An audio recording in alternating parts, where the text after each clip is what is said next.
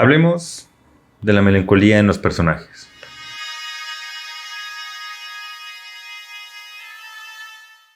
A lo largo del tiempo se ha creado todo tipo de personajes, pero el otro día, haciendo un recuento y viendo algunas películas, me di cuenta que no hay muchos personajes melancólicos realmente. Y a ver, para no entrar en conflicto, hay que diferenciar entre tristeza, depresión, nostalgia y melancolía, que es lo que nos trae hacia este video.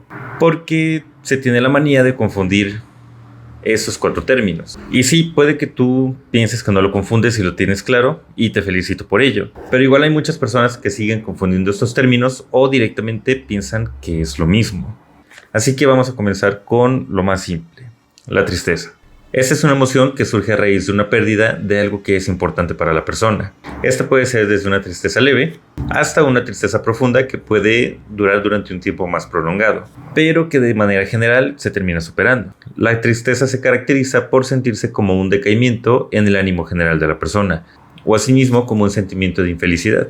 Además de la pérdida, como lo mencioné anteriormente, la tristeza puede desencadenarse por diversos factores como lo es la traición, la decepción o sentimientos similares, que dentro de lo mismo pues termina siendo una pérdida también. Cuando la tristeza dura más de 6 meses, entonces habría que ser evaluados por un profesional de la salud para determinar si no se está llegando a algún tipo de depresión. Y por eso hablemos ahora de la depresión. Este es un trastorno mental que se caracteriza por esto, precisamente por estar triste. Pero más allá de lo que la gente ha romantizado la depresión, la realidad es que dicho trastorno no se trata de llorar todo el día y sentirse miserable todo el tiempo que se está despierto.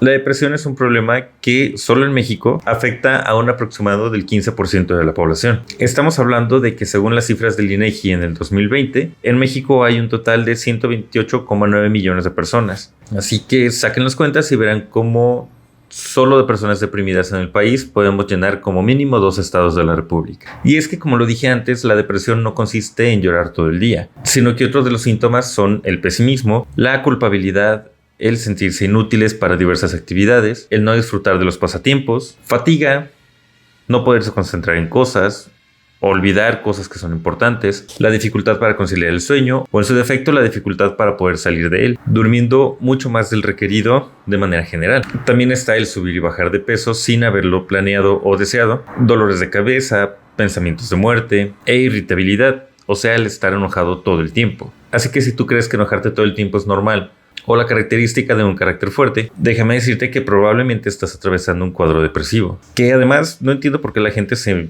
enorgullece todo el tiempo de estar molesta. Y es que es tanta la desinformación que se tiene sobre este tema que hay personas que llegan a pasar hasta 10 años con este tipo de trastorno y no se dan cuenta hasta mucho tiempo después. Simplemente no lo saben ni imaginan que padecen esto y piensan que sentirse como la mierda 3 días sí y uno no es perfectamente normal.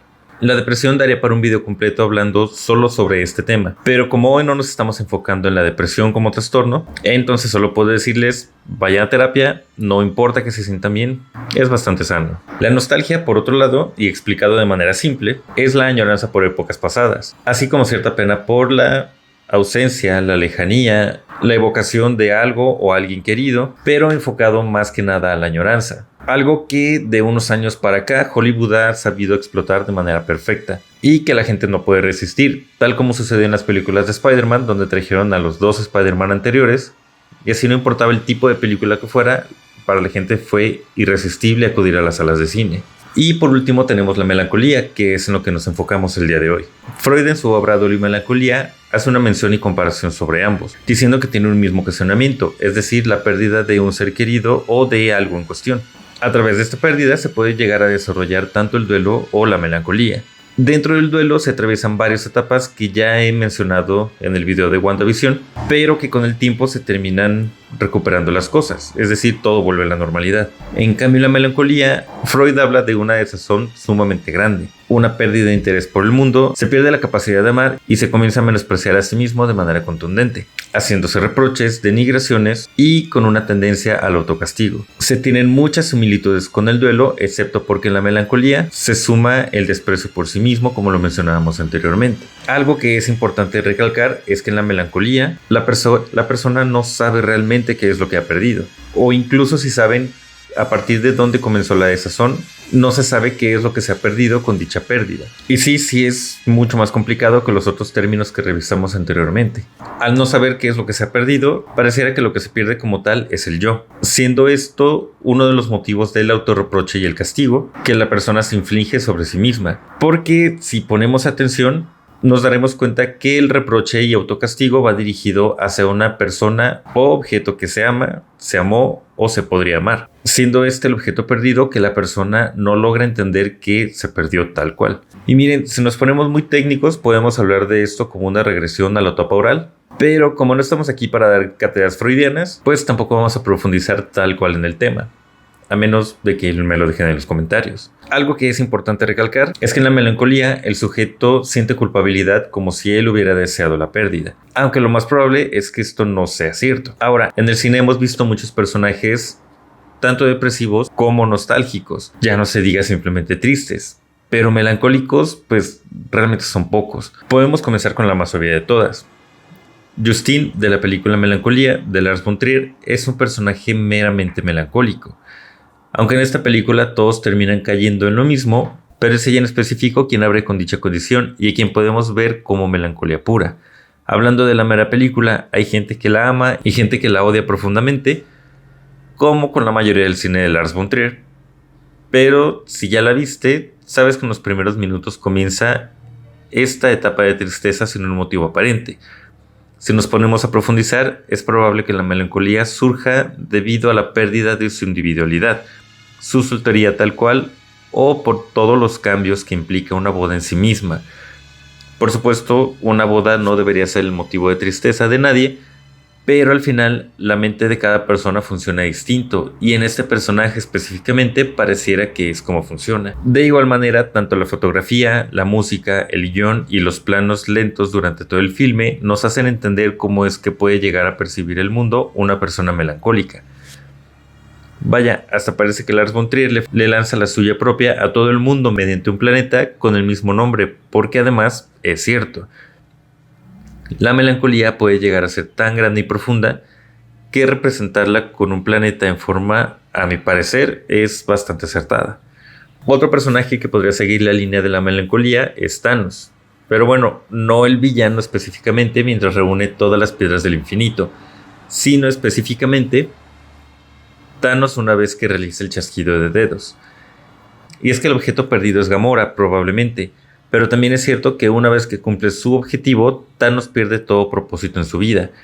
Es por eso que tanto en la escena final de Infinity War, así como los 3 minutos que aparece al inicio de Endgame, siendo un granjerito apacible y solitario, Thanos se muestra meramente melancólico.